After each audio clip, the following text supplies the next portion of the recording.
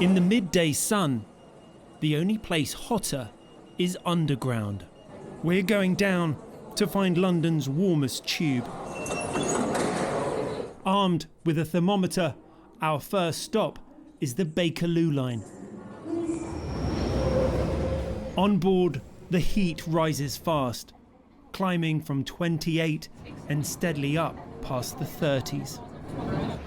So I've just spent 5 minutes travelling on the Bakerloo Line, and the temperature now reads 32 degrees. That's 2 degrees higher than it's legal to transport cattle. In packed carriages, commuters fan themselves, but the heat is too much. How hot was it? Very hot. Sweating. Inhumane. Way too hot, way too hot. We need some AC or something. I think everywhere in Britain needs to get AC now. It's too hot, too much of the year now, yeah. Can you describe how hot it was? It was baking hot. It was so hot. Do you know how hot it was? Lovely. 32 degrees. It's boiling. Sweating, bro. Yeah.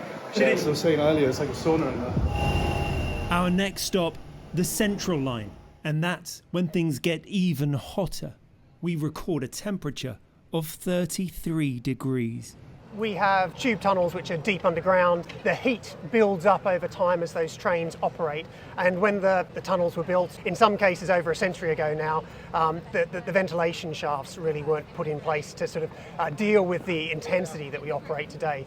Isn't it embarrassing that in 2023 we don't have air conditioning? We're working really hard to make sure that we get air conditioning across our services.